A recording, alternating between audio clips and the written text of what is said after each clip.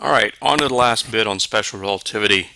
And at this point, I kind of feel like I'm just throwing equations at you, but here we go. So the Doppler shift, you remember the Doppler shift? It's how the pitch of a sound changes as it's headed, as the object generating the sound is headed towards you or away from you. Well, the same thing happens with light. So the light travels at a constant velocity between the object and you. But its wavelength, if it's moving towards you, right? If it's moving towards you, its wavelength shortens and it becomes more blue. If it's moving away from you, its wavelength lengthens and it becomes more red. And the equations that govern relativistic Doppler shift are these two. Now, one thing you have to really pay attention to is, it's easy to look at these and not notice that the signs change where they are between wavelength and frequency. Right? Signs change where they are between wavelength and frequency. And of course, as always, right, the wave velocity is wavelength times frequency. And so if you multiply lambda observed times frequency observed, you get back to the source wavelength times the source frequency and the speed of light. So speed of light again is that invariant out there, and this is how among other things, when we look out into these are hydrogen absorption lines and helium absorption lines in the spectra. All right, so where we have these blanks is where hydrogen and helium are absorbing light coming from something, or the hydrogen and helium are absorbing light. So what this tells us, if we look at a star and we look at its spectrum and we see this line has shifted this direction, it tells us that star is headed towards us. Or if we see it's shifted that direction, it tells us that star is headed away from us. This is how we map out what direction all the stars and galaxies that we can see are going, by looking at the blue and red shift that the light from them experiences due to the change on velocity. Okay. Another thing that depends on relativity is your momentum. In the old Newtonian world, momentum was just mass times velocity. All right. Well, that's no longer quite true. Momentum now is gamma times mass times velocity, where u is the velocity. And gamma, of course, is this familiar expression. You may sometimes see it written as gamma is 1 divided by the square root of 1 minus beta squared, and beta is just u over c, right?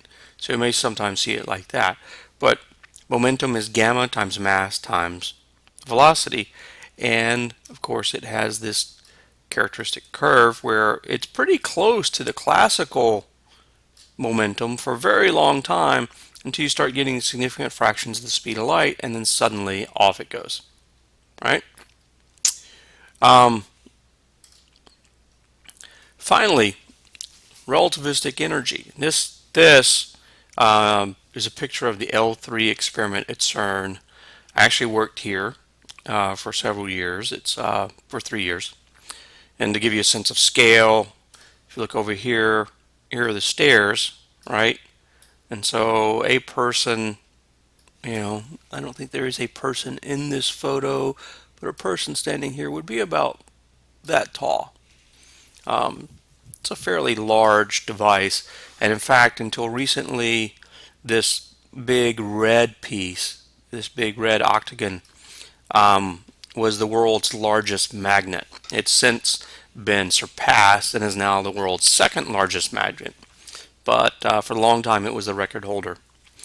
Anyway, so the rest energy, or the relativistic energy.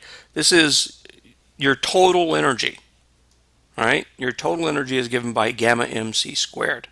And so when you ask what does mass mean, mass is simply your mass when you're at rest, right? Some people like to say your mass goes up as your velocity increases. That's not really how you should think of this, right? That's not how you should think of this. You should think of this as this now has a kinetic energy component plus your rest energy, right? And your rest energy is the one equation from Einstein that probably all of you knew before you even started in this lecture. Um, the interesting thing about this, your rest energy, is that if you have stored energy, it becomes part of your rest mass. So if you charge a battery and increase its energy, like this example here, where we charge the battery, increase its energy by 2.5 times 10 to the 7th joules, well, that means a mass change of 10 to the minus 12 kilograms, right? So that's on the order of only 10 to the minus 9%, right? So we don't really notice it in everyday life, but we increase the mass when we increase its potential energy. The same is true of if you have a spring. When you compress it and give it potential energy, you increase its mass, but by such a tiny little fraction that we've never noticed until we get into relativistic effects. Finally, kinetic energy. All right, we can think of the relativistic kinetic energy as simply your total energy minus your rest mass energy, your rest energy, right? So gamma minus 1 mc squared. Now this goes to infinity as the velocity goes to c. So it's impossible to actually go the speed of light if you have any mass whatsoever, because you can't come up with enough energy to get there. All right. But this is a kinetic energy. And if you're wondering how does that relate to the world you really know, well, if you take gamma and you do a binomial expansion and you take the first two terms, you get gamma is 1 plus 1/2 u over c squared. The 1's in gamma minus 1 cancel out, and so we get our kinetic energy is 1/2 u over c squared, mc squared, which is just 1/2 mu squared, or 1/2 mv squared. So what we were looking at as the classical kinetic energy was simply the lowest order approximation for gamma. All right, well, that's it for special relativity, and I will see you next time.